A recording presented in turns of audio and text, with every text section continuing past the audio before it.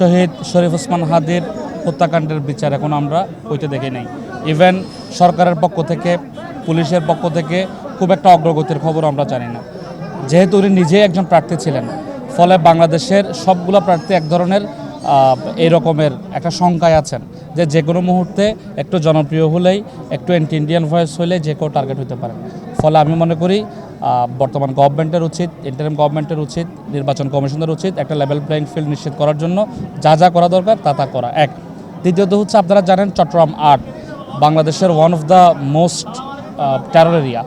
কেন? কারণ হচ্ছে বাংলাদেশের প্রথম ইন্টারিম গভর্নমেন্টের সময়ে পলিটিক্যাল মার্ডারটা ইলেকশনকালীন সময়ে ওখানে হয়। এটা নিয়ে নানান ধরনের কথাবার্তা প্রচলিত আছে।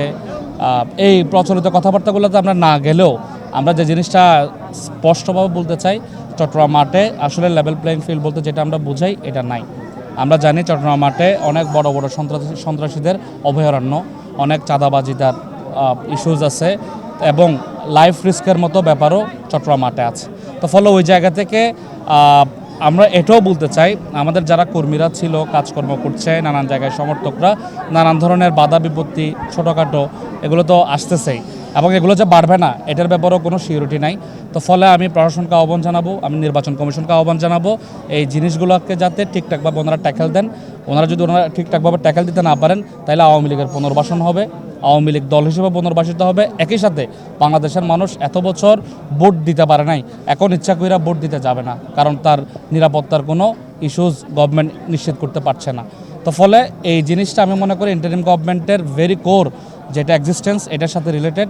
ইন্টারিম গভর্নমেন্ট যদি তার বৈধতাটা ঠিকঠাকভাবে নিশ্চিত করতে চাই, বাংলাদেশে একটা ফ্রি অ্যান্ড ফেয়ার খুবই চমৎকার একটা ইলেকশন তাকে উপহার দিতে হবে, এবং এটার জন্য লেভেল প্লেইং ফিল্ড নিশ্চিত করা ছাড়া দ্বিতীয় কোনো ওয়ে নাই। আচ্ছা, আরেকটি বিষয় হচ্ছে এনসিপি কি চট্টগ্রামে শুধুমাত্র একটি আসনে প্রার্থী জমা হয়েছে আজকে? আপনারা এনসিপির কয়জন মূলত আজকে মনোনয়নপত্র জমা দিয়েছেন?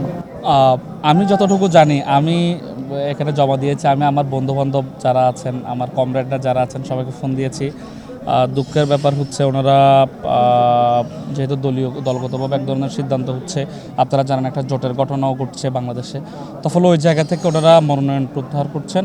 ওনারা সাংগঠনিক যে আমাদের বিস্তৃতি ওটাতে গুরুত্ব দিচ্ছেন বেশি, এবং সবাই মিলে আমরা যাতে পার্টি যে ডিসিশন নিছে ওই ডিসিশনটাকে কীভাবে ওর্ধি করা যায়, কীভাবে জিতে আসা যায় ওইটাতে মনোনিবেশ করছেন বলে আমি জানি। আর একটি আসন চট্টগ্রাম আর একটা আসনের কথা আমরা এখনও পর্যন্ত জানতে পেরেছি, এবং আমাদের তো নির্বাচনের মাঠে তো আপনারা জানেন রেগুলার মিনিটে মিনিটে নানান ধরনের চমক আসতে পারে। তো ফলে একটি আসনে যেটা সীমাবদ্ধ থাকবে নাও হইতে পারে, আরও আসন বাড়তে পারে, অথবা আরও নানান কিছু ঘটনা ঘটতে পারে। নির্বাচনী খেলাই চমকের তো সবে শুরু। এক, দ্বিতীয়ত হচ্ছে আমাদের তো আজকেও একটা 6টা সংবাদ সম্মেলন আছে, আপনাদেরকে আর একটা চমকের জন্য আমরা ওয়েট করতে বলছি, এবং এগুলো রেগুলার নানান ধরনের চমক আসবে।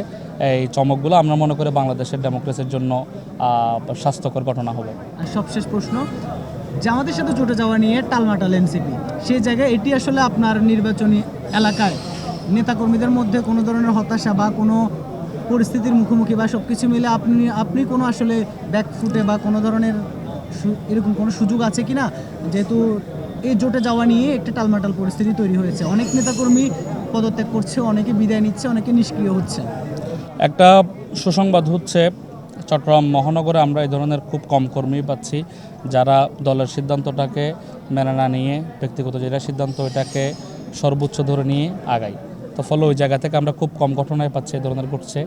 তবুও যারা ঘটছে আমরা যারা পদত্যাগের মতো ঘটনা ঘটছে, অথবা যারা মনে করছে পার্টি বর্তমানে যে লাইন নিয়েছে ওই লাইনটা ঠিক না, আমরা আশা করি ভবিষ্যতে তাদের সাথে আমরা আবার একীভূত হতে পারবো। কারণ আমরা এটাও আশা করি যে আমরা যে জার্নিতে যাচ্ছি এই জার্নিতে আমরা যে রাইট ট্র্যাকে আছি এটার ব্যাপারে আমাদের একই আছে।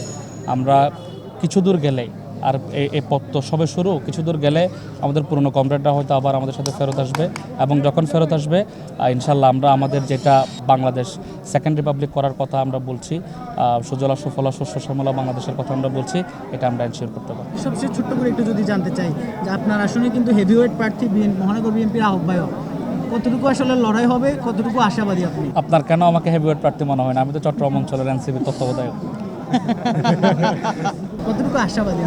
আমরা তো সর্বোচ্চ আশাবাদী। আপনি দেখছেন আমরা এনসিপিতে চট্টগ্রাম অঞ্চল শুধুমাত্র একটা আসনে আমরা ফোকাস আপাতত দিচ্ছি। এটা আপনারা বুঝতে পারারই কথা, একটা জেলায় একটা আসনে ফোকাস করা মানে তো আসলে আমরা এটার ব্যাপারে তো খুব ভালো গ্রিন সিগন্যাল আমরা আমাদের কর্মীদের ভিতর থেকে পাচ্ছি, আমরা নেতা কর্মীদের ভিতর থেকে পাচ্ছি এবং আমাদের জোটের সঙ্গীদের ভিতর থেকে পাচ্ছি।